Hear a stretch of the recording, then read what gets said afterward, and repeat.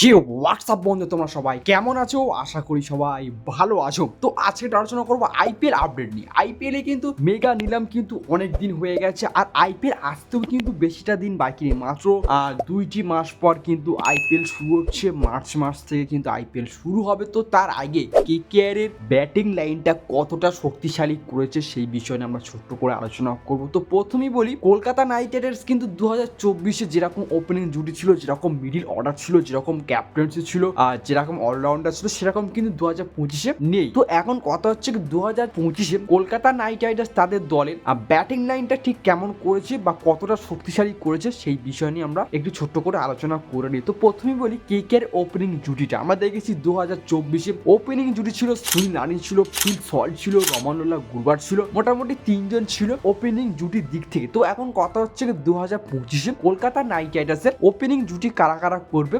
Sunil Narine এবং Quinton de Kock. তাছাড়া 3 নম্বরে নামতে পারেন রমানুল্লাহ গুরবাজ। তো ওকে অবশ্য ব্যাকআপ হিসেবে রেখেছে, যদি কুইন্টন ডিকক বা সুনীল নারিনের মধ্যে যে কোনো একজনের যদি কোনো ইনজুরি থেকে যায় আইপিএল খেলা চলাকালে, তো তখন কিন্তু কি করবে যে রমানুল্লাহ গুরবাজের কিন্তু সুযোগ দিতে পারে কলকাতা ম্যানেজমেন্ট। তো এখন কথা হচ্ছে কলকাতা মানে কেকেআর টিমের ওপেনিং জুটি কিন্তু সুনীল নারিন করবে এবং কুইন্টন ডিকক করবে 2025-এ। তো এখন কথা হচ্ছে কি, সুনীল নারিন কিন্তু 2024-এ আমরা দেখেছিলাম কলকাতা নাইট রাইডার্স হয়ে কিন্তু ভালো একটা ওপেনিং করেছিল, ভালো একটা বোলিংও করেছিল, ভালো একটা উইকেটও নিয়েছিল এবং ভালো একটা কিন্তু রানও করেছিল। তো সুনীল নারিন কিন্তু ঠিকঠাকই আছে। আবারও মনে হচ্ছে যে কলকাতা নাইট রাইডার্সের কেকেআর টিমে 2025-এ কিরকম খেলবে সেটাও নিয়ে কিন্তু একটু সমস্যা হতে পারে, কেননা সব ব্যাটিংই কিন্তু সবসময় ফর্মে থাকে না। যেমন সুনীল নারিন আমরা দেখেছিলাম 2024-এ কলকাতার হয়ে কিন্তু ভালো একটা ওপেনিং করেছিল, ভালো একটা বোলিংও করেছিল। তো এখন কথা হচ্ছে কি 2025-এ কলকাতা নাইট রাইডার্স হয়ে কিরকম একটা ব্যাটিং করে, বোলিং করে, সেই দিকে কিন্তু সবার অবশ্যই নজর থাকে। তো সুনীল নারিন কিন্তু অবশ্য রয়েছেন 2025-এ কলকাতা নাইট রাইডার্সের ওপেনিং জুটির দিক থেকে, এবং সুনীল নারিনের সাথে ওপেনিং করবে কুইন্টন ডিকক। কুইন্টন ডিকক কিন্তু 2024-এ লখনৌ সুপার জায়ান্টসের হয়ে কিন্তু সেরকম একটা কিন্তু ভালো ব্যাটিং করতে কিন্তু দেখা যায়নি বা ভালো ফর্মে কিন্তু ছিল না 2024-এ। তো এখন কথা হচ্ছে কি, কুইন্টন ডিকক তো দল পরিবর্তন করেছে, কেকেআর দলে তো এসে, এবং কেকেআর দলে 2025-এ কিরকম একটা ব্যাটিং করে সেটা একটা কিন্তু বড় কথা রয়ে গেছে। তো কুইন্টন ডিককের দিকে কিন্তু সবার অবশ্যই নজর থাকবে। তাছাড়া কুইন্টন ডিকক ওদের দেশের হয়ে যে খেলাগুলো করে, ইন্টারন্যাশনাল খেলা, টেস্ট সিরিজ, ওডিআই বিশ্বকাপ, টি20 বিশ্বকাপ, এইসব খেলা থেকে কিন্তু কুইন্টন ডিকক কিন্তু পুরোপুরি অবসর নিয়েছে। মোটামুটি দেশের হয়ে কিন্তু আর খেলতে দেখা যাবে না কুইন্টন ডিকককে, এবং তাছাড়া সে অন্য লিগ কিন্তু খেলতে পারে। বাইরের যে দেশের লিগগুলো হয়, যেমন নেপালের লিগ, যেমন সাউথ আফ্রিকার এই মুহূর্তে টি20 লিগ চলছে, তাছাড়া বাংলাদেশের বিপিএল লিগ, পাকিস্তানের লিগ আছে, এইসব লিগে কিন্তু কুইন্টন ডিকক খেলতে পারে। তো এইসব লিগ যদি খেলে কুইন্টন ডিকক, তাহলে কিন্তু একটা ফর্মে থাকতে পারে, এবং কেমন খেলা করে সেদিকে সবার নজর অবশ্যই থাকবে, কেননা কুইন্টন ডিকক কিন্তু এক সময় ভালো একটা খেলা করেছিল আইপিএল এ। অবশ্যই চেষ্টা করবে 2025-এ কলকাতা নাইট রাইডার্সের হয়ে কিন্তু ভালো একটা খেলা করতে। তো ওই দিকে আমাদের সবার নজর থাকবে, এবং আমার মনে হয় 2025-এ কলকাতা নাইট রাইডার্সের হয়ে কিন্তু সুনীল নারিন এবং কুইন্টন ডিকক কিন্তু ভালো একটা ওপেনিং করবে। এবং 3 নম্বর রয়েছে ক্যাপ্টেনের দিক থেকে, যেটুকু শোনা যাচ্ছে আবহাওয়া কলকাতা নাইট রাইডার্সের ক্যাপ্টেন্সিপ করতে পারে আজিঙ্কে রাহানে। আজিঙ্কে রাহানে ক্যাপ্টেন্সিপ করেছিল চেন্নাই সুপার কিং এর হয়ে, তাছাড়া অনেকবার দেখেছিলাম যে দেশের হয়ে কিন্তু ক্যাপ্টেন্সি করেছিল। তো আমার মনে হয় 2025-এ কলকাতা নাইট রাইডার্স কিন্তু আজিঙ্কে রাহানেকে ক্যাপ্টেন্সি করতে পারে, যেটুকু আবার শোনা যাচ্ছে অফিসিয়াল থেকে যে আজিঙ্কে রাহানেকে কিন্তু ক্যাপ্টেন্সি করতে পারে। তাছাড়া কিন্তু সে মুস্তাক আলী ট্রফিতে কিন্তু ক্যাপ্টেন্সি করেছিল, তো ওকে ক্যাপ্টেন্সির দায়িত্ব দিতে পারে 2025-এ কলকাতা নাইট রাইডার্স, সেদিকে সবার নজর থাকবে। এবং সব থেকে বড় কথা হচ্ছে কি, আজিঙ্কে রাহানে কিন্তু মুস্তাক আলী ট্রফিতে কিন্তু চ্যাম্পিয়ন্স হয়েছিল 2024-এ। তো ও কিন্তু ভালো একটা ফর্মে রয়েছে আজিঙ্কে রাহানে, ভালোটা কিন্তু রানও করছে। তো দেখা যাক 2025-এ কলকাতার হয়ে কিরকম একটা রান করে আজিঙ্কে রাহানে, সেদিকে সবার অবশ্যই নজর থাকবে। তাছাড়া ক্যাপ্টেন্সের দিক থেকে কিরকম একটা অভিজ্ঞতা রয়েছে সেদিকেও কিন্তু সবার নজর অবশ্যই থাকছে। তাছাড়া 4 নম্বর রয়েছে ভ্যানকেটেশার।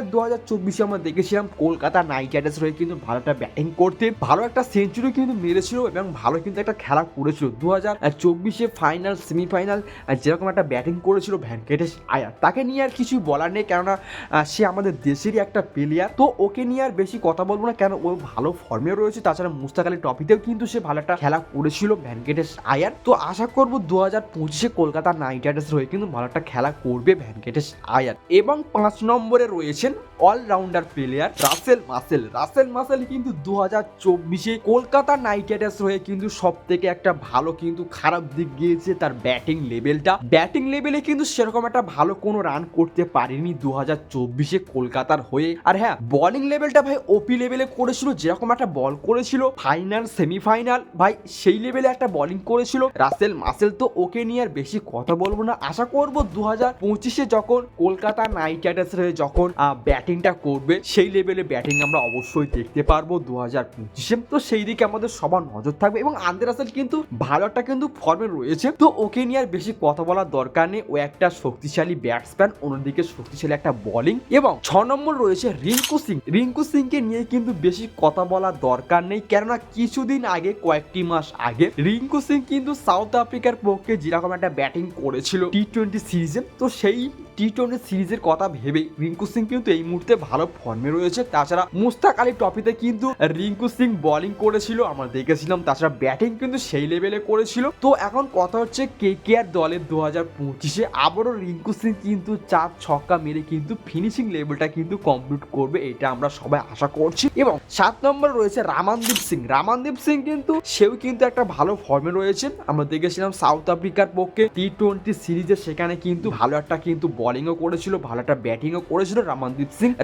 সিং অলরাউন্ডার একটা প্লেয়ার, সে কিন্তু ফাস্ট বোলার এবং ভালো একটা কিন্তু বোলিং করতে পারে রামানদীপ সিং। তো রামানদীপ সিং এর ব্যাটিংটা কিন্তু সেই লেভেলে, এবং 2024-এ যেরকম একটা ব্যাটিং করেছিল কলকাতা নাইট রাইডার্সের হয়ে, আশা করছি 2025-এ আবারও কিন্তু সেই লেভেলে কিন্তু ব্যাটিং করতে দেখা যাবে এবং বোলিং করতেও দেখা যেতে পারে। এবং ব্যাকআপ হিসেবে কিন্তু আমি 3 জনকে রেখেছি, তার মধ্যে প্রথমে রয়েছে রাম্মান পাওয়াল কিন্তু ওয়েস্ট ইন্ডিজের একটা ভালো একটা কিন্তু দুর্দান্ত শক্তিশালী একটা ব্যাটিং, সে কিন্তু 4 ছক্কা মারতে পারে। আমরা দেখেছিলাম 2024-এ যখন রাজস্থান রয়্যালস হয়ে খেলা করেছিল তখন কিন্তু 2-1 ম্যাচ ওকে খেলতে দিয়েছিল, তো ওখানে কিন্তু সেরকম একটা ভালো রান করতে পারেনি। কিন্তু 2025-এ যখন কলকাতা নাইট রাইডার্স হয়ে যখন খেলাটা করবে তখন কিন্তু আমার মনে হয় কলকাতার হয়ে কিন্তু ভালো একটা রান করতে পারে। এবং আন্দ্রে রাসেলের কিন্তু ব্যাকআপ হিসেবে কিন্তু রাম্মান পাওয়ালকে নিয়েছে কলকাতা ম্যানেজমেন্ট। এবং 2 নম্বরে ব্যাকআপ হিসেবে রেখেছি মঈন আলী কিন্তু তাদের দেশের হয়ে কিন্তু আর খেলতে দেখা যায় না, কেননা সে ইন্টারন্যাশনাল ক্রিকেট থেকে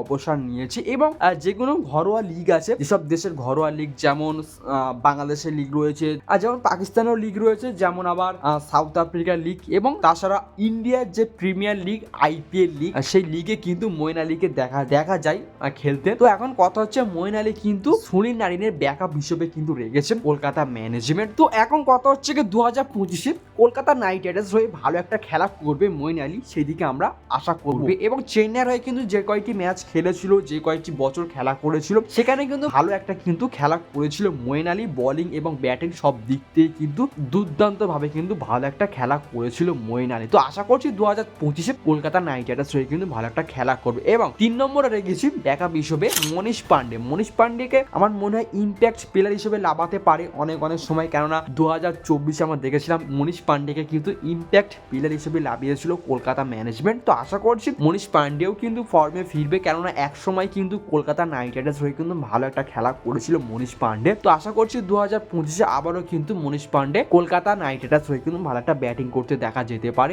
এবং ভালো একটা কিন্তু ফর্মে ফিরে আসতে পারে। তো এখন কথা হচ্ছে কি কলকাতা নাইট রাইডার্সের 2025-এ এই যে 7টি প্লেয়ার, তার মধ্যে 3টে ব্যাকআপ প্লেয়ার রয়েছে। এই যে 7টি প্লেয়ার 2025-এ কলকাতা নাইট রাইডার্সের কতটা শক্তিশালী ব্যাটিং লেভেল আনতে পারে সেটা একটা বড় কথা রয়ে গেছে। তো এখন কথা হচ্ছে কি তোমাদের কি মনে হয় 2025-এ কি এই যে 7টি প্লেয়ার কি কলকাতা নাইট রাইডার্স হয়ে কি ভালো একটা শক্তিশালী ব্যাটিং করবে? তোমাদের কি মনে হয় অবশ্যই তোমরা কমেন্টে জানাবে। এবং এই যে 7টি প্লেয়ার, এদের মধ্যে তোমরা কাদেরকে কলকাতা নাইট রাইডার্সের প্লেইং 11-এ রাখবে সেটা অবশ্যই তোমরা কমেন্টে জানাবে। তো এই ছিল ছোট্ট একটা ভিডিও কলকাতা নাইট রাইডার্সকে নিয়ে শক্তিশালী ব্যাটিং লাইন আপ। তো যদি ভিডিওটা ভালো লেগে থাকে অবশ্যই ভিডিওতে একটা লাইক করবেন এবং চ্যানেলকে অবশ্যই সাবস্ক্রাইব করবেন এবং পাশে থাকা বেল আইকনকে অবশ্যই অন করে দিয়ে আমাদের সাথে থাকবেন। দেখা হচ্ছে নেক্সট আরেকটা এরকম ভিডিওতে, ততক্ষণ পর্যন্ত ভালো থাকবেন, সুস্থ থাকবেন, টাটা, বাই বাই।